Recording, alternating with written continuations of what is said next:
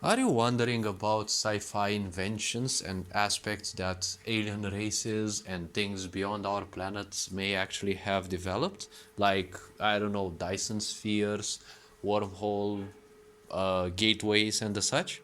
Well, honestly, if we take into account the possibility of their existence, let's actually think it a bit logically. Now, technically, logics isn't the best approach to the universe because the complexity of the universe goes beyond the mind, so therefore it also goes beyond logics.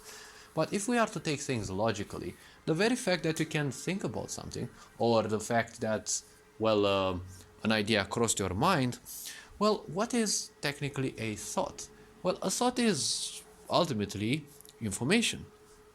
Information means that there is something in there and, well, it can actually be read, right? And when it is read, basically a little download occurs and a corresponding structure, let's say, if it's capable of understanding that language, or let's actually call it a language, well, will download the so-called information and is capable of using it. It's the same thing as, let's say, eating. If we eat something and the body recognizes it, well, it synthesizes it. If not, most likely it will be either detrimental or it's gonna be simply evacuated from the body.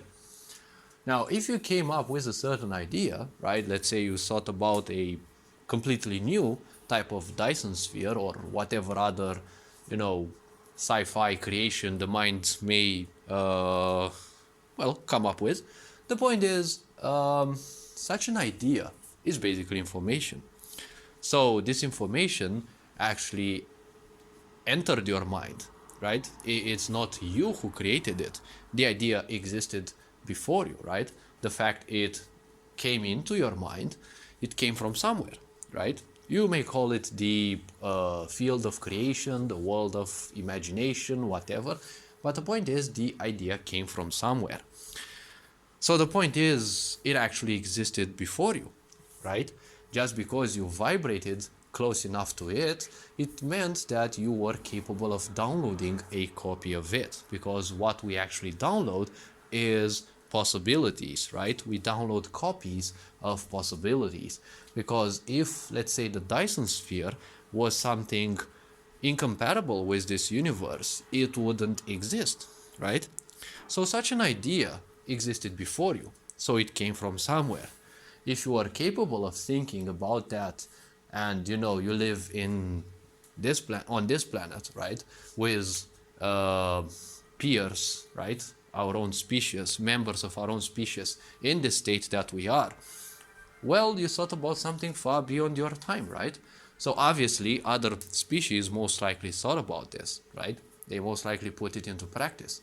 So the point is, such an idea exists already, either as a possibility, right? And you might actually be the first one of your kin to think about that, but most likely at the same time, not the first one in the whole universe. So all these things that we think about, even alien races in sci-fis, there is a possibility that they actually exist under the same form and even behavior, right? Don't forget that all the ideas come from somewhere. So there is a possibility in the depths of the universe that they actually exist. As I said in previous videos, don't lose yourself in front of the ego and end up believing that you are the one who invented something. You just discovered something that already existed.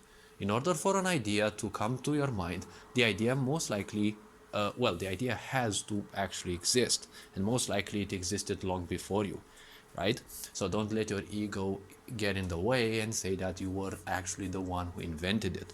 Don't forget that we live in a world where people are obsessed with this idea that whatever is created or whatever they specifically create, it must necessarily have their name.